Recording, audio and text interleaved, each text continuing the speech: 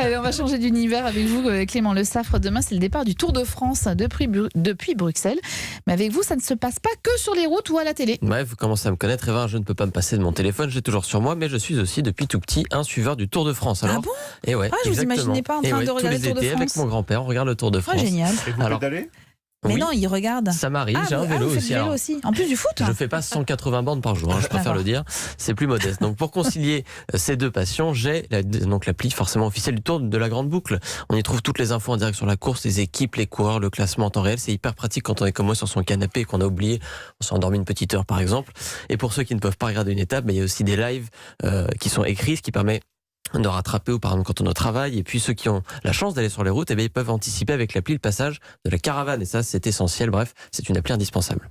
Maintenant qu'on est bien renseigné, on pourrait peut-être se risquer à quelques pronostics. Ouais, et allez, cette année on se dit c'est la bonne, hein. On se dit un Français va enfin l'emporter à 32 ans. Je crois que Bernard Arnault attend un successeur. Donc tous les bons sont absents, alors on se dit qu'un Français... Exactement, faute de mieux. Donc le pari est un peu risqué, j'ai quand même pas envie de vous faire perdre tout votre budget vacances, donc je vous conseille le site Fanta Cycling. Ici on parie juste pour le plaisir sur chaque étape, comme ça entre amis. C'est amusant, ça ne coûte rien. Et on peut même aller un peu plus loin en créant sa propre équipe virtuelle. En fait, on choisit 9 coureurs parmi les 176 au départ. C'est un peu comme Mon Petit Gazon pour ceux qui connaissent pour le foot, mais cette fois pour le vélo. Le budget est limité, donc il faut mélanger des stars et des inconnus en cherchant la petite pépite. Leur performance en vrai sur la route du Tour nous rapporte des points, ça définit un classement. On peut inviter ses amis, créer une ligue, et il y a même des lots à gagner.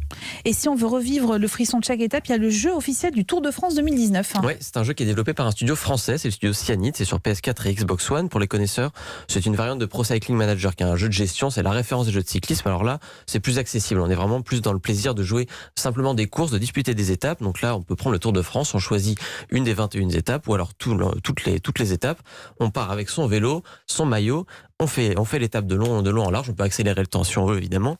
Il faut être honnête, le jeu est pas très très beau, c'est pas un jeu magnifique à regarder, mais on prend un vrai plaisir à disputer un sprint massif, jouer des coudes, ou alors tout simplement attaquer dans le Tourmalet pour aller chercher le maillot jaune. Et alors, si vous êtes fan du Tour de France, toutes les infos elles seront aussi sur le site europe1.fr. Et c'est même dès maintenant. On va suivre évidemment. D'abord, on retrouvera toutes les infos que vous venez de nous donner, et puis toutes les infos du Tour de France pendant 3 semaines.